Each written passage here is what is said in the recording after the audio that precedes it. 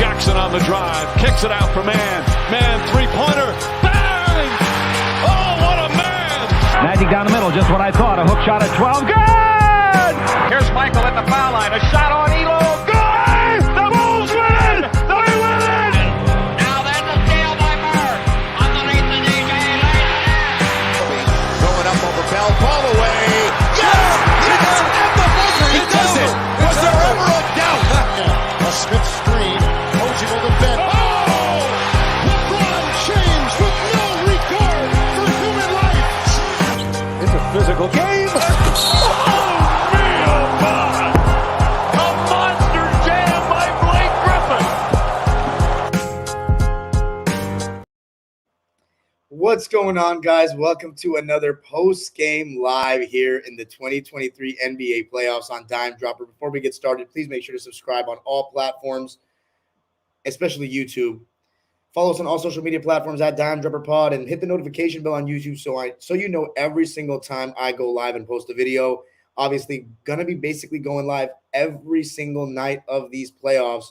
But let's first, so we got two games to talk about tonight on the agenda. Golden State Warriors and Sacramento Kings Game 2, and then Brooklyn Nets and Philadelphia 76ers Game 2. Super chats are turned on if you want to jump a dollar a dime. I want to thank everybody for the recent, a lot of views. I've been producing so much content lately. I made all those series previews. Go check them out. And then I made the video after the 8 games I watched in the game ones of the first round and got over 1,000 views. So shout out to all you guys, keeping the algorithms pushing. We're now at 4.1K subscribers, and we want to continue to build. So please keep commenting. Please keep joining up in the lives. And as I told you before, as I always say, super chats are turned on. You want to drop a dollar a dime. Anything helps. Before I get into the basketball tonight, though, as this being the LA sports hub that it is, I got to flex a bit. Los Angeles, stand up. Every single one of our teams won and stole home court / home ice in the first game. Now, I know I'm not a Laker fan, but that's good for business, baby. Los Angeles is up right now. What a win for the Kings. And if there's any one of my teams I always believe in, it's the Kings. They won a Stanley Cup as the 8th seed. We came back from 3-0 down in a series against San Jose, won a Game 7 in Anaheim, won a Game 7 in Chicago. I mean, I've seen the Kings do just about anything, so I always believe in them. Down 2-0 tonight against Edmonton, down 3-1, came back, tied the game, and guess who? First of all, I want to give a big shout out to Adrian Kempe for those big-time goals and our new goaltender. I still don't even know how to pronounce his fucking name. So listen, as far as hockey, I'm not going to lie. I am a casual. I'm a huge Kings fan. I love the sport of hockey, but I'm not necessarily, a huge – I don't know hockey like that. I watch the Kings. I know their roster really well. I always did when we won cups, but I'm a casual. I'm not afraid to admit that. But I saw that the Oilers are one of the best teams in the league in the power play, and they scored on us when we had 2 man down, and they were up 3-1. I thought we were pretty cooked for the game. And, when you go up against a talent like Connor McDavid, and there was one move he had where he dribbled. He deked past like 3 dudes. I was like, oh my God, this is different. But I don't understand how these people play this sport. You know what I'm saying? Like, it's so physical. I mean, that shit is crazy, dude. I still can't imagine. It's hard for me enough to fucking ice skate, let alone play at that level, stay on your feet when you get checked like that. Oh, man. But anyway, the Kings showed so much resilience today, coming back from 3-1 down. Anze Kopitar, last with 17 seconds left in the game, forcing overtime.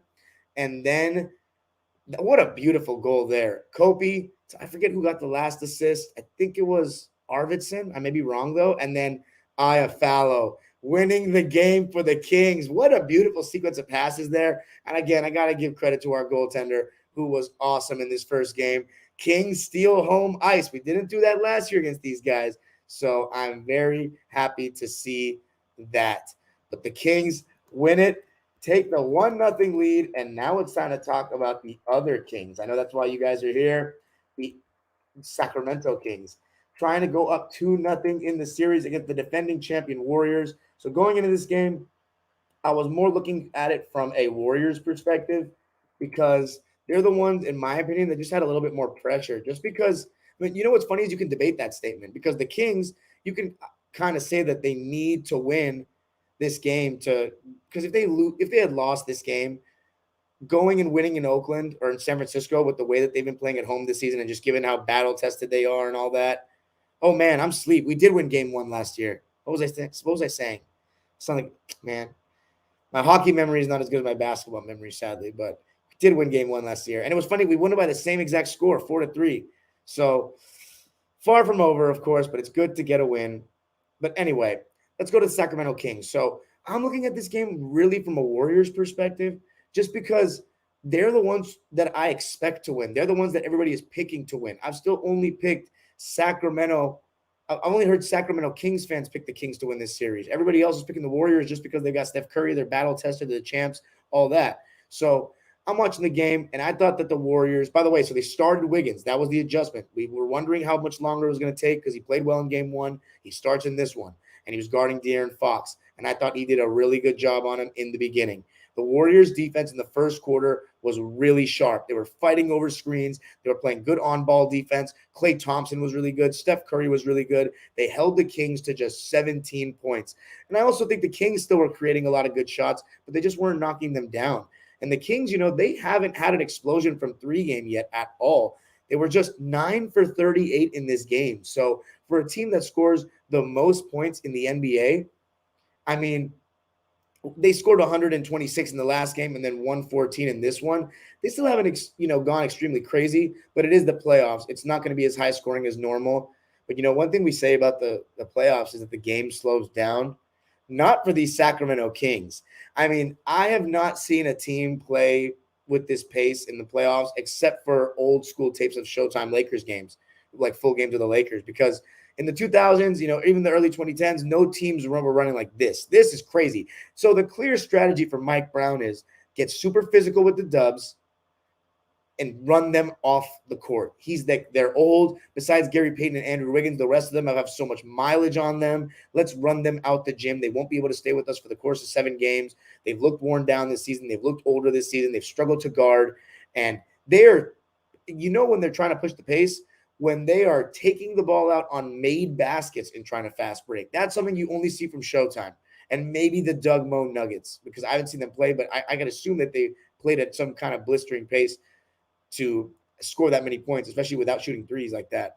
But the Kings are trying to push the pace and run these old dudes out of here. That's what they're trying to do. And it's crazy because the Warriors made their name on pace and space. That's their thing. That's their style that they perfected.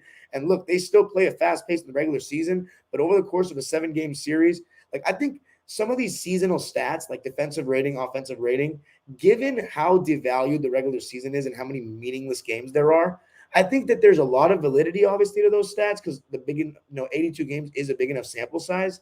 But there are still so many factors that make the regular season not able to just take things from and take them to the bank with. Like the Kings may be 24th in defensive rating, but my eye test tells me they're not the 24th best defensive team. I think they're top 20 in that category. I don't want to sit here and tell you who they're better than defensively, but when I see their games, I see their effort. To me, they're not a 3 seed for no reason. And I know offense, their offensive numbers are what stands out, but they're not as bad defensively as everybody advertised. And I said the same thing about Denver too, that they don't look so terrible defensively when I watch them play either. Now, is their defense good enough to win a championship? That's a totally different conversation. That's not what we're talking about with Sacramento. We were talking about winning a series. And look, I had my doubts as well. I have the Warriors winning the series in 6. I'm not wavering on my pick just because that's not what I do.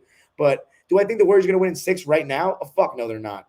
But I'm going to have to stay with my pick that they're going to win 4 straight games. And look, they win 2 games, then everything changes. Because you know what they always say? Kenny Smith always says this, but the series does not start till the team loses the first road game. The first road game is lost. The series does not start until then. I thought it was interesting to see the rotations in this game. For the Kings, Malik Monk, Davion Mitchell, Trey Lyles, and Alex Len. So the typical 9-man rotation. You saw Terrence Davis get 2 minutes. I don't remember if that was in garbage time or just for a second. Kessler Edwards came in for 30 seconds at the end of the first quarter. For the Warriors, they played Gary Payton Jr., Dante DiVincenzo, Jordan Poole, and Jonathan Kuminga was their 4 men off the bench in the first half.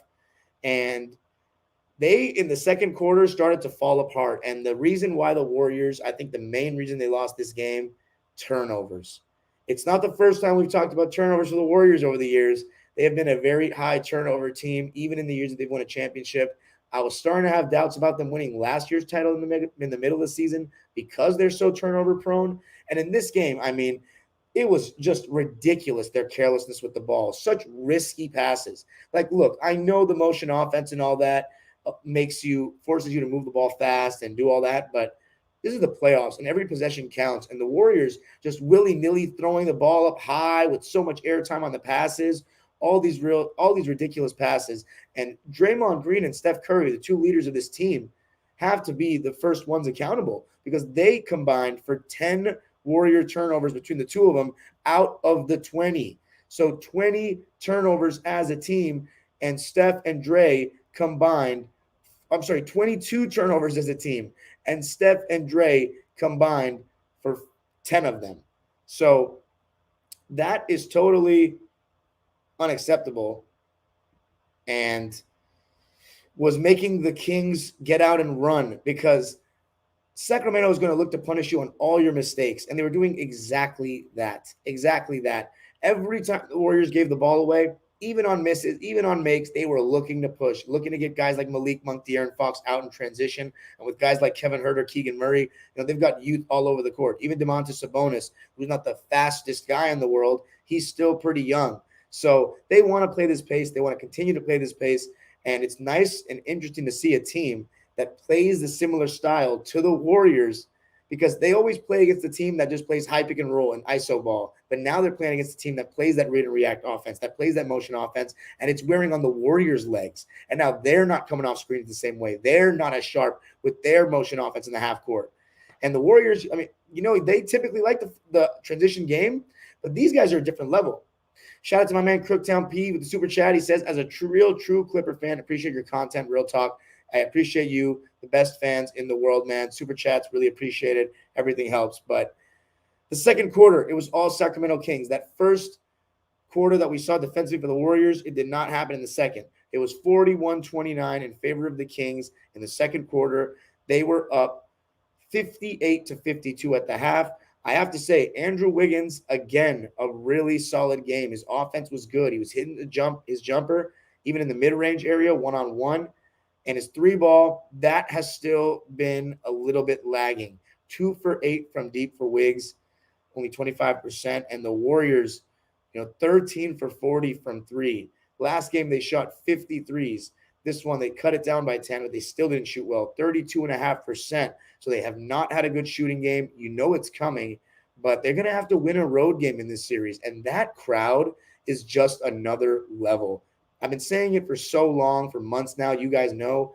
I've been saying that home court advantage is going to be a fortress for teams to win. It's going to be insanely difficult, and right now it's proving to be because here's the problem. It's hard to get stops on the Kings, and once they score, that crowd gets going, and it makes their defensive players just work that much harder. I thought De'Aaron Fox's defense from the get-go was phenomenal. Obviously, he's tasked with guarding Steph Curry when Davion Mitchell's not in, and he was just doing such a good job of chasing him over screens, active hands, and the Kings' activity, their physicality was phenomenal all night long from the beginning, fighting the Warriors over screens, bumping them, and the refs were letting them play.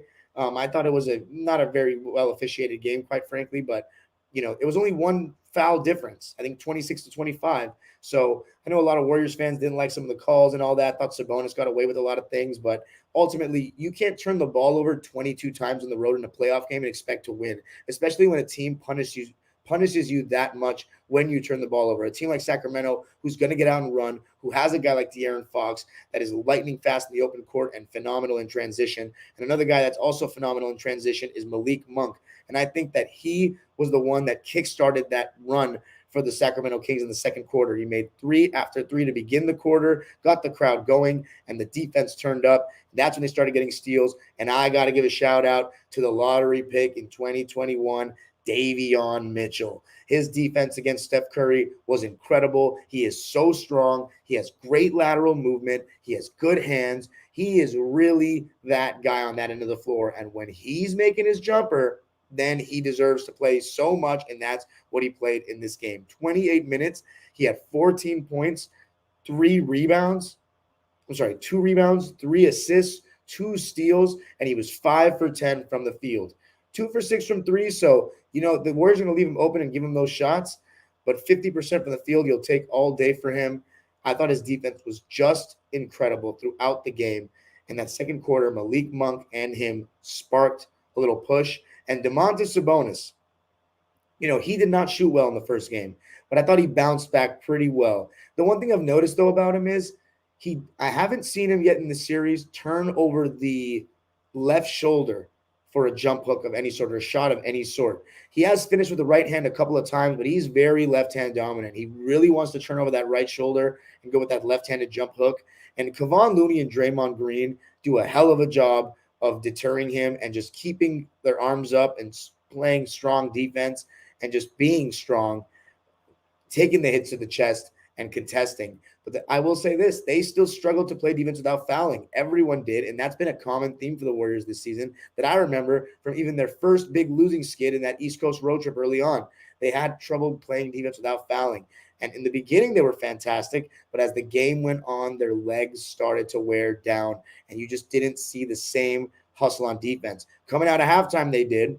It was only 25-23 in favor of Sacktown in the third quarter, so they had an 8-point lead going into the fourth. But the Warriors, they weren't scoring that much. So the Kings, they were at the advantage with how physical they were defensively. That's one thing you don't think about when you talk about Sacramento is their defense. You don't say that. But they were able to slow the Warriors down just enough. And Klay Thompson, Steph Curry, they were making shots throughout the game, but they were also missing shots throughout the game, especially Steph Curry, who was just 3 for 13 from deep. And I don't think that's a coincidence. I think, and by the way, my bad for saying that about Klay Thompson. He was actually extremely efficient tonight. 21 points on 7 for 13 shooting and 5 for 10 from 3. So I stand corrected on that one. But that's tough when Klay Thompson shoots that well and you don't get the job done. And Steph Curry, he still had some incredible moments, relocating for 3 and whatnot. But look, they're going to try to put Domantas Sabonis in the pick and roll, right? And they try to do it over and over again.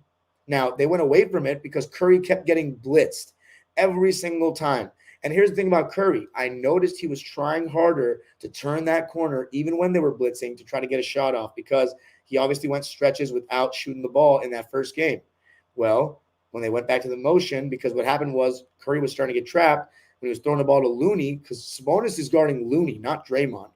Looney's now making those 4-on-3 reads, and he wasn't doing a good job. Missing those push shots, not a good scorer. He was losing the ball a little bit. And as I said, the Kings were just finding ways to get their hands on the ball, get steals, and get out and run. So Looney, I thought, was struggling offensively. Draymond, he actually had a good first quarter, I believe it was, offensively, hitting a 3. But as the game went on, it was the same old Draymond offensively. And at that point, it's just the Splash Brothers, Wiggins, and you don't know what else you're getting. Jordan Poole was just atrocious. Second game in a row. He's taking terrible shots. He's ball pounding. It feels like he's trying to ruining the flow of the offense. He doesn't guard. At this point, you got to play DiVincenzo more than him because DiVincenzo will at least guard. He didn't even get a shot off tonight, Dante. He was a team worst -13, which I don't think he was the worst player on the floor, but a donut. So that's not good to see. But Jordan Poole was no good as well. And in the fourth quarter, it started to get really interesting. The Warriors went with Draymond at the 5 for a bit, and they were starting to get good looks. Draymond was starting to get in those 4-on-3 situations. And mind you, I thought Draymond, again, such a good game defensively, rotating at the right time, protecting the rim, but he does it in a not above the rim way. He does it by just positioning his body really well, having well-timed help, really physical. You get the ball and you turn into his chest, it feels like you just hit a wall. And then he has really good hands as well, really good anticipation, and does a good job of playing defense without fouling usually. But tonight was not one of those nights. The Warriors could not play defense without fouling. He had 5 fouls, I believe, before he was ejected. Kevon Looney had 5 fouls, and Andrew Wiggins had 5 fouls. And it is a problem when Andrew Wiggins gets in foul trouble because as good as Gary Payton II is, I don't know how well he can guard De'Aaron Fox. He is an issue, and he's been an issue for every single damn team this season. So now you're seeing on the big stage just how much of a star this guy is. But as far as Domantas Sabonis, I still think Kevon Looney and Draymond Green did a good job. Funny enough, I still think they did a job of making it tough. He had to work. Even though he shot 66%, he did not get his easy. I think where Sabonis really killed it, though, was on the glass again. And the Sacramento Kings out-rebounded the Warriors. You heard Mike Brown talk about it. It was a point of emphasis. 12-9 in the offensive rebounding battle for the Kings, and 41-41. It was tied, though, overall. But I think the Warriors got better in that aspect as the game went on. The problem with the Warriors is, and I've talked about this with some Warrior people, they're thin at the guard spot. I'm sorry, not thin at the guard spot. There's so many guards on this team. They're kind of a log jam. They don't really have a backup four that's serviceable, a backup big wing. It's a lot of Wiggins, relying on him. Gary Payton is a smaller, bigger guard. He's not a wing like that. JaMychal Green looks washed. Anthony Lamb, I don't know if he's ready for playoff basketball, and he probably shouldn't be playing basketball anyway in the NBA level with, off the court situation. And yeah, so Jonathan Kuminga played. You would expect that his athleticism and stuff would impact the game positively, but I didn't really notice much from him. He was a -10. He had a donut and 4 minutes of play. And in the second half, this is what surprised me, is Steve Kerr put in Moses Moody. And by the way, before I forget, Steph Curry, when he came out in the first half, the Kings started to play well in that stretch, similarly to the end of the third quarter in game one. But it's like you can't play Curry the whole game, especially in that pace. So it's hard. I mean, let's see how many minutes he logged tonight. 41. That's what I said. He should log 41 minutes. I mean, if he plays any more than that, he's going to get gassed because he already looked a little bit gassed in this game and just throughout the game. They're working him really hard, especially when they're playing the kind of offense that the Warriors play, where you have to chase them around screens and stuff like that.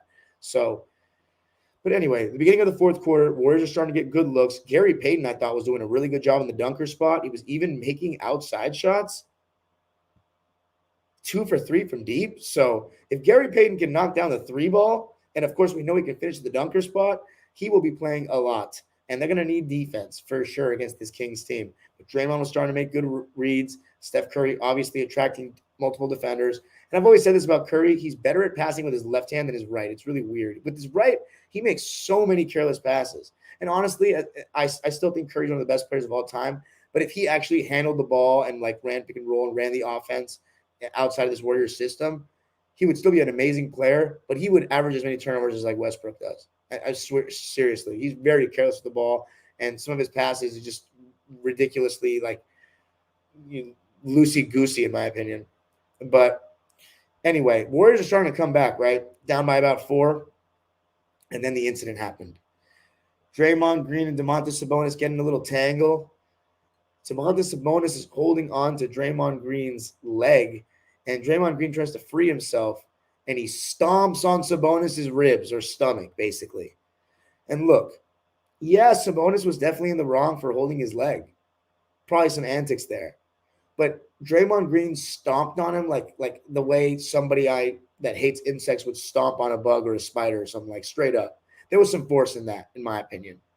And he was absolutely rightfully ejected. I mean, what the fuck is this guy thinking, man?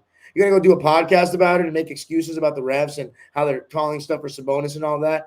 This motherfucker came out there and said, if we just take care of business, we can probably hopefully get the series done in 5.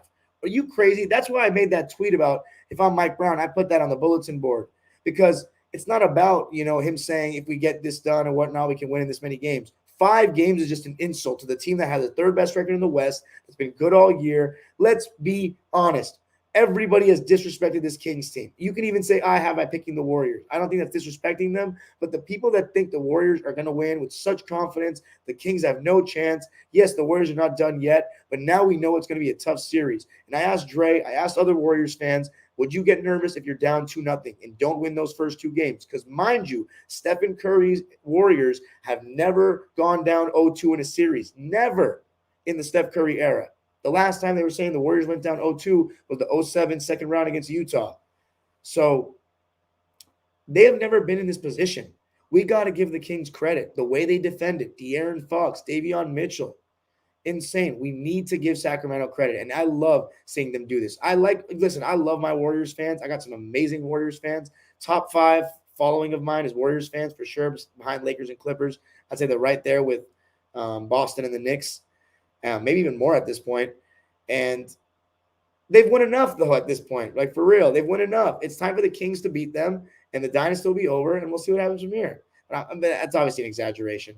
So when Draymond comes out of the game, I was a little nervous if I was the Warriors that now you're putting Kevon Looney back in that high pick and roll. And when they're blitzing Curry, now you're going to have him making those 4-on-3 reads instead of Draymond, and that wasn't really working that well throughout the game.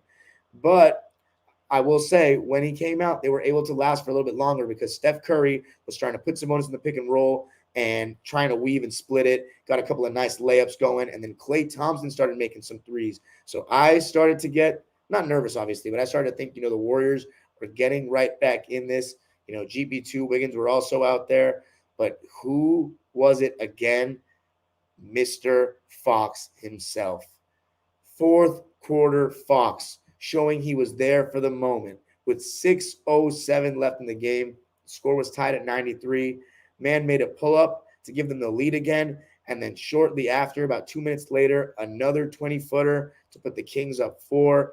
He was just amazing, turning the corner in the pick and roll, attacking drop coverage. I mean, there was one finish he had. He changed direction downhill against Draymond. The guy has done it all season long.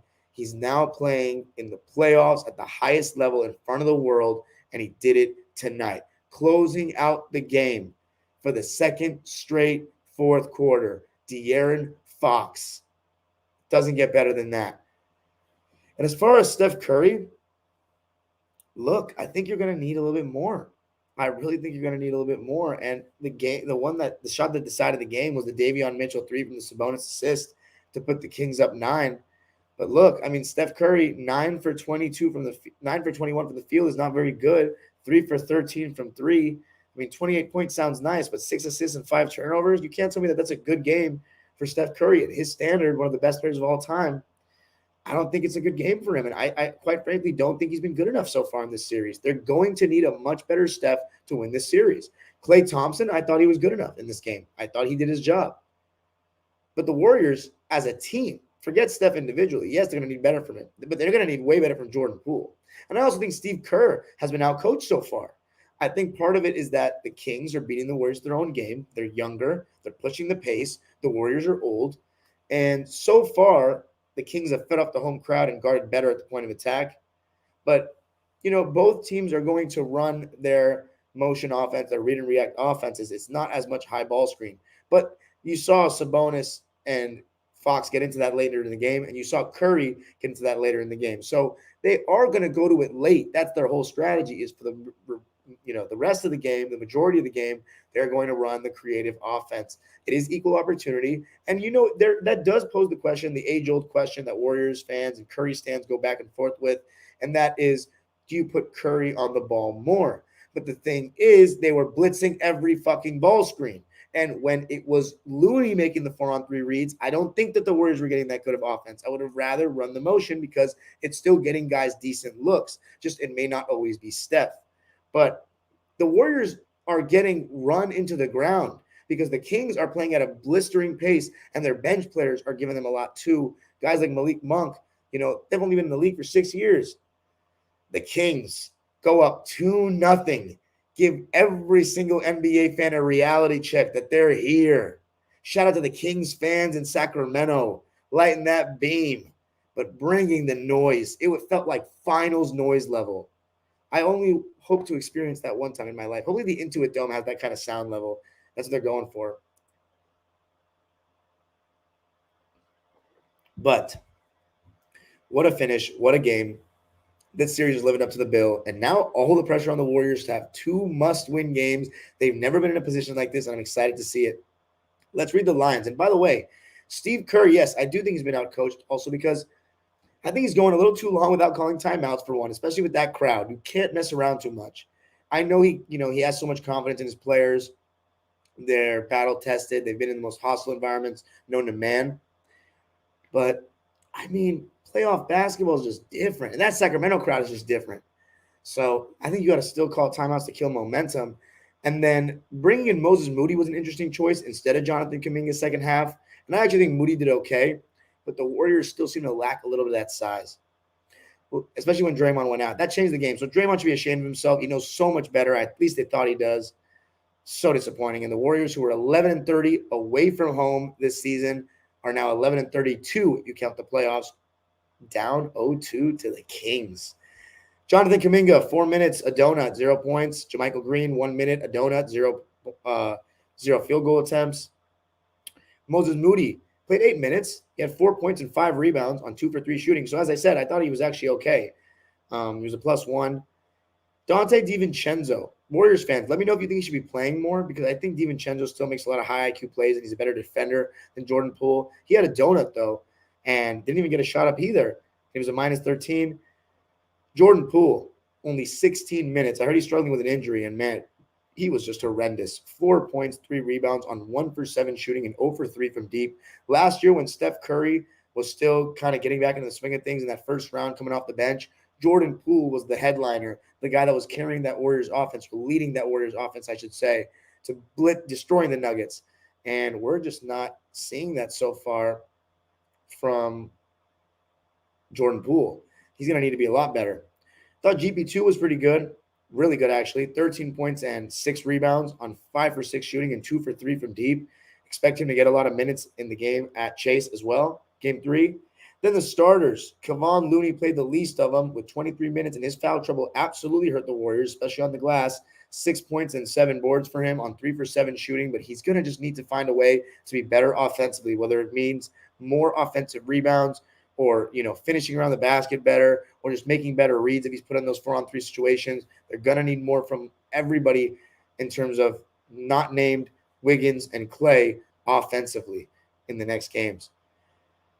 Draymond Green, in 31 minutes, he had 8 points, 4 rebounds, 5 assists, and a steal, but he also turned the ball over 5 times, had some really bad turnovers. He was 3 for 6 from the field and 1 for 2 from deep. He got ejected and was taunting the crowd and going back and forth, but he was acting like he did something so great. He was unfairly treated. It's a load of bullshit, in my opinion. Draymond Green's antics have gone on far too long, and right now, as great as he still is defensively, he is not playing well enough offensively to have this kind of attitude, at least not in my opinion. But he has won 4 chips for that Bay Area, so what can you say? Can't really hate too much. Maybe he's to the point where he can do whatever he wants. That's more for a Warriors fan to answer. But Andrew Wiggins played heavy minutes in this one, 39 of them, 22 points and 5 boards, 9 for 19 from the field and 2 for 8 from deep. So as I said, his 3-ball is still work in progress. Get it back to where it was. But 9 for 19 from the field. Andrew Wiggins, still pretty efficient, man. And then the Splash Bros. Klay Thompson, 21 points, 5 rebounds, 3 assists, and a steal on 7 for 13 shooting and 5 for 10 from deep. Thought he was really good. And then Steph, 28 points, 3 boards, 6 assists, 5 turnovers, 9 for 21 from the field, 3 for 13 from deep, and even missed a technical foul shot, 7 for 8 from the foul line. Steph is going to have to be better, man. And then for the Kings, Alex Len. Again, spot minutes, short minutes, and did a decent job. 4 points and a block, 2 for 2 from the field in just 8 minutes of play. Did what he needed to. Trey Lyles, not as good of a game as game 1. He had a donut, but he also had 4 rebounds in 15 minutes of play. 0 for 2, both his shots were threes. How about, and also Keegan Murray, another game where he was basically non-existent, didn't really do much, got taken out of the game and didn't play much. 16 minutes only, he was 0 for 1, got 2 points. And then the others. Davion Mitchell, 14 points, 2 rebounds, 3 assists, and 2 steals on 5 for 10 from the field. He was unbelievable guarding Curry, and don't think that 9 for 21 from the field and 3 for 13 from deep has nothing to do with Davion. He absolutely impacted this game with his incredible point-of-attack defense, and he makes that team look so much better defensively. If he can continue to make shots, it changes his value entirely. And then Kevin Huerter, who had a much better game in this one. He still wasn't hitting his 3-ball, but from 2 in the in-between game, his mid-range, some of his step-backs, he was hitting. And his defensive effort was very good as well. 15 points and 5 boards, 1 steal and 2 blocks for Kevin Huerter. He was only 2 for 9 from 3. He was 6 for 14 overall, so that means 4 for 5 from 2. K. Huerter, 15 points and 5 boards. He was a team-high plus 16. Very solid performance from him. And then Harrison Barnes, 2 monster dunks in the first half. They were going underneath the screens every time on HD. But he was still contributing in his own way. Thought his defense was pretty good as well. 13 points and 6 boards, 3 steals for Harrison Barnes. He was 0 for 4 from 3, but 5 for 13 from the field, so 5 for 9 from 2. Did his thing. And then Malik Monk, 18 points, 6 rebounds, 3 assists on 6 for 15 shooting, 3 for 7 from deep, and 3 for 4 from the line. Only 1 turnover. Malik Monk has been absolutely electric to begin this series, showing why he probably should have been shortlisted for 6th Man of the Year. It's just amazing play from him to come off the bench and just heat things up, get the crowd going with his shot making, and he does it from all 3 levels, really. And he attacks the rim, which I didn't really know how good of an attacking the rim guy or, driver of the basketball he was until he was on the Lakers. The duo, the all-star duo. Let's start with Sabonis, 24 points, 9 rebounds, and 4 assists, 8 for 12 from the field. Very solid bounce-back game for him, but he had to work for every one of those points. And my player of the game, Mr. Fox himself. He closed the deal. 24 points, 5 rebounds, 9 assists, 4 steals, and a block. 2 turnovers only.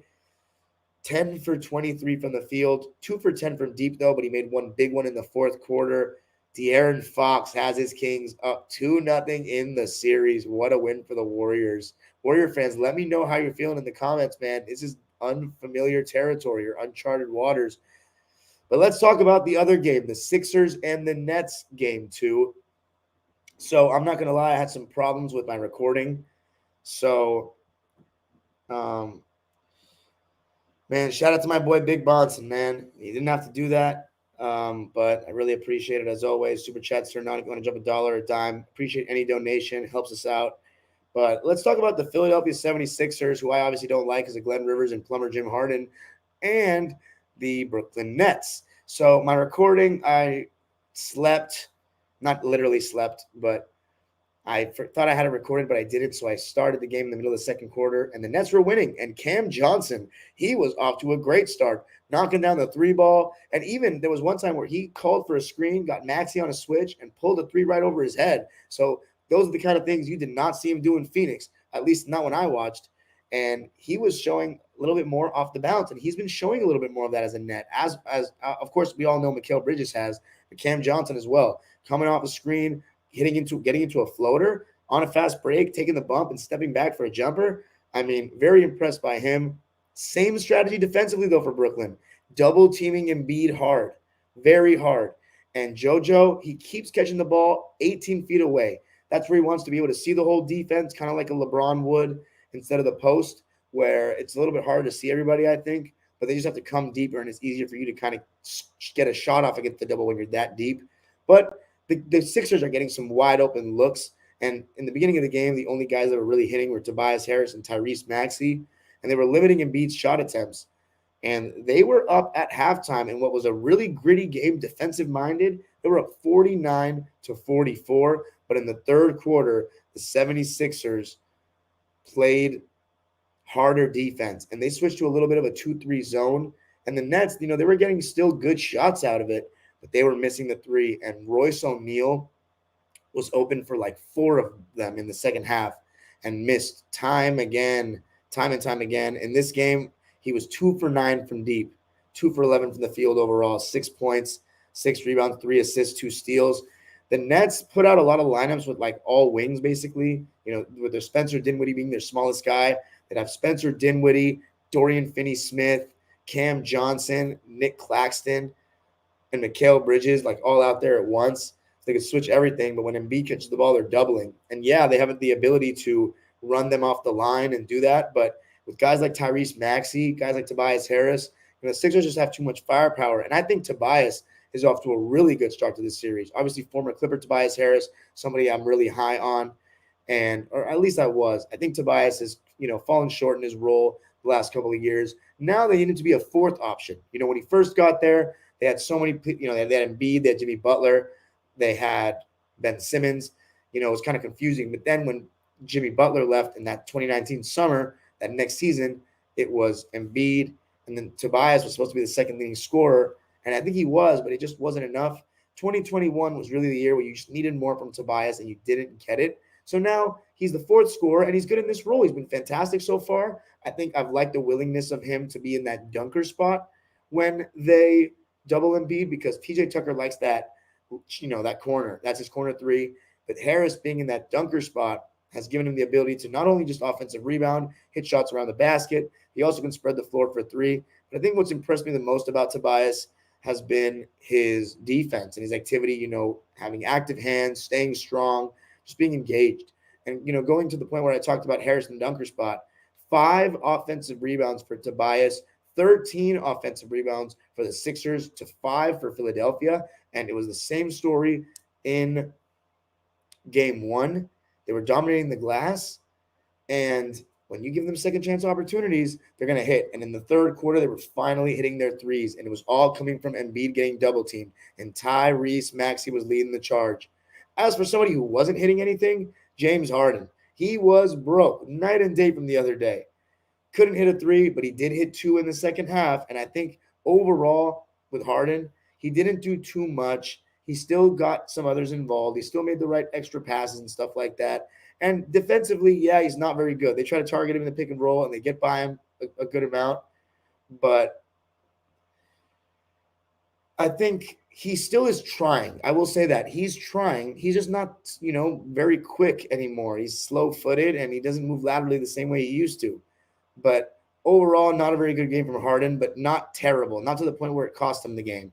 He still did things to contribute. He had 8 points, 5 rebounds, 7 assists, 4 steals. So there you go. I didn't see or feel the 4 steals, but he did turn the ball over 5 times. And between Embiid and Harden, they turned the ball over 13 times. And that was mainly the reason why the Nets were staying in the game. They held the Nets to 37.5% from the field and 31% from 3. But the Nets were staying in the game because they were taking advantage of the Sixers turnovers. 19 turnovers for them, and they were doing a good job of getting out and running. And with the Nets personnel, they're a younger team, they're an athletic team. They're going to try to get out and run against the Sixers, who I think were 27th in the league in pace this year. So Brooklyn, the problem with them is they still just don't have enough scoring. They don't have a true star. And I like Mikal Bridges' game, really do. But he's not that yet. They were getting good shots in the zone, but they could not hit. And as for the 76ers, I thought Paul Reed came in and gave Embiid a little bit of a breather, was active, did turn the ball over a couple times carelessly. But as far as the Sixers, they were able to take care of business. Joel Embiid came in. And, when they didn't double Embiid, he is just – how good he's gotten is amazing. Just a quick jab step, rip through to the basket for 2 on a dunk. And against one of the best defenders in the league, no less than Nick Claxton. There was even another time where he took the bump, fake spin, turn around over the left shoulder from the foul line. So pretty. Things that a 7-footer should not be doing. And also his rim protection was just awesome. In that zone, he was doing a really good job of coming out of nowhere for blocks. He's underrated in terms of foot speed. I do think they let him get away with a little bit of hand checking, though. A little bit is an understatement. They let him get away with hand checking a lot. But he does still move his feet exceptionally well for a big. He's gotten better at that every year. And his timing on those blocks on the weak side or help side is pretty impressive. And I think Joel Embiid absolutely was the player of the game for the amount of ways he impacted it. 28-21 in favor of the Sixers in the fourth quarter, 24-14 in the third. So the zone, the intensity on defense that they picked up, I should say, really made the difference. They outscored the Nets 52-35 in the second half and take care of business for the third straight year. The Philadelphia 76ers defend home court and win their first 2 home games against their first-round opposition. They defeated Washington in the first 2 games in 2021, and last year they defeated Toronto. The Sixers taking care of business, 96-84. For the Nets, not a good shooting night. Nothing like game 1. They only played an 8-man rotation, and Joe Harris played 13 minutes, which was the least of all the players that played for them, and he was plus 19. So, again, that just tells you why plus-minus is just not, for single game especially, just not a great stat. He had a donut, 0 for 2. Both the shots were threes. Didn't really notice anything he did. The second lowest played player for the Nets was Seth Curry, 9 points and 4 assists. Thought he was good offensively, 3 for 8 from the field, 1 for 3 from deep. They're going to try to target him in the pick and roll, and they did a couple of times. I personally don't think he was very abused because the Nets, I thought their defense was good. They allowed the less than 100 points. If their offense, that's a problem. Nick Claxton, only 21 minutes. I'm kind of surprised he played so little, but I think it's more for offensive purposes because if you're going to double Embiid, then I get it. You want to spread the floor on the other end. But, Claxton out there, his length is important and also rebounding. And I think they've struggled with that. So I think they may have to reconsider playing him only 21 minutes. A donut for Claxton. 0 for 2 from the field, 6 rebounds, 2 assists, not one steal, not one block. So a very rare kind of game for Nick Claxton. Just didn't feel his impact at all. And then after that, Dorian Finney-Smith played 27 minutes. He had 8 points and 7 rebounds to go along with 2 steals, but he was 3 for 9 from the field and 2 for 6 from 3, 33% in both categories. Needed more from him in the shot-making department. As for Royce O'Neal, he tried to guard James Harden a lot, and he did a pretty good job, but 6 points, 6 rebounds, 3 assists, 2 steals. That sounds okay, but he was 2 for 11 from the field, and in the zone, he was getting so many open shots, 2 for 9 from deep. Didn't have it. And then Spencer Dinwiddie, not a very good shooting night. I expected a lot more from him after he was a little bit quiet in game 1. He had 12 points, 4 boards, 6 assists, and a steal on 5 for 14 from the field and 1 for 3 from deep. Not a very good shooting game for Spencer Dinwiddie. And then Cam Johnson played 41 minutes, as did Mikal Bridges and Spencer Dinwiddie, in fact. Cam Johnson, 28 points, 4 rebounds, and 2 steals and a block on 11 for 19 shooting and 5 for 11 from 3. So he had himself a game. Mikal Bridges, another good game. He was better in the second half of this game than he was in the second half of the last game. But he was much better in the first half in game 1 than any half in this game. So I'd say game 1 he played better. He had 21 points, 5 rebounds, and 7 assists, and a steal. You saw him guarding Harden a lot more. 6 for 15 from the field, 2 for 8 from 3, so only 25% from 3. He was 7 for 9 from the line, but not his best shooting game for a guy that's been shooting insanely efficiently since he's become a net. But I think he'll play better in Brooklyn in the third game. As for the Sixers, they played a 10-man rotation, but Daniel House only played 2 minutes, so it was really a 9-man rotation. Paul Reed played 11 minutes. He had 6 points and 3 boards on 3 for 4 shooting. I thought he held his own, did what he needed to do. 3 offensive rebounds. And then DeAnthony Melton, 21 minutes, 9 points, 3 for 7 from the field, and 2 for 5 from 3. Pretty quiet, but he was able to knock down 40% of his threes. He'll take that all day, and 9 points, that helps. Sixers only 15 bench points. The Nets had only 15 as well. So it came out of the starters. The Sixers starters outscored the Nets by 12. And George Niang, 13 minutes, a donut. Very quiet game, turned the ball over twice. Jalen McDaniels, a donut, 0 for 3 from the field. But he did have 2 rebounds and 2 assists and was plus 13. So again, plus minus single game sample size, not really moving the needle there for me. Didn't really notice much Jalen McDaniels. He did play 22 minutes, played solid defense, I will say that, but offensively nothing. So I think he was solid. Speaking of offensively nothing, PJ Tucker, 22 minutes. He was 0 for 5, had no points. He had 8 rebounds, though, 2 of them offensive, 3 assists. So basically all the buckets came from the 4 other starters for the Sixers. James Harden, 8 points, 5 rebounds, 7 assists, and 4 steals. He had 5 turnovers. Not a very good game for James, but he did enough. You still would be worse without him out there, I think at least, because he's a floor general. He's a calming presence, and he's good at what he does. 3 for 13 from the field, just 2 for 8 from 3 for James. As for Tobias Harris, another really good game. He's off to a great start to this series. 20 points, 12 rebounds. I liked his shot diet, too, catching the ball in the mid-post.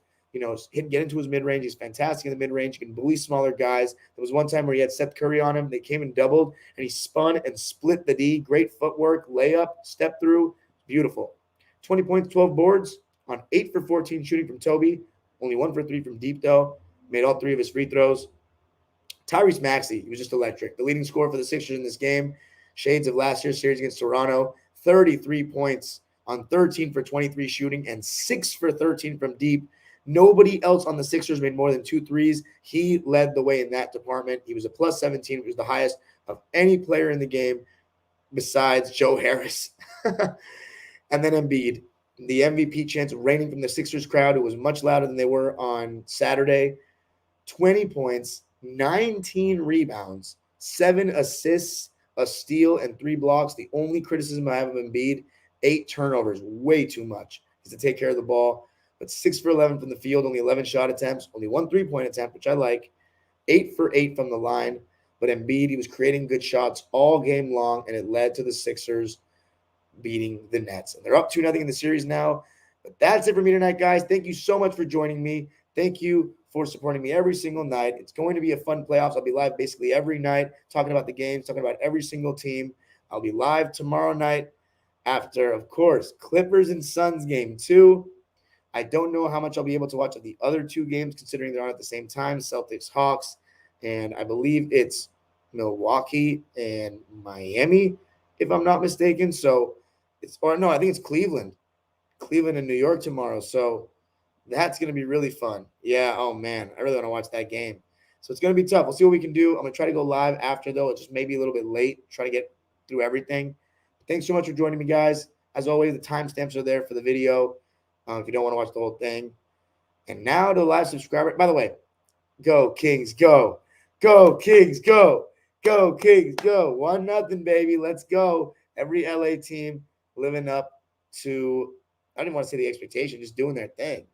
And Sacramento Kings, Warriors fans, you got to be shaking your boots a little bit, man.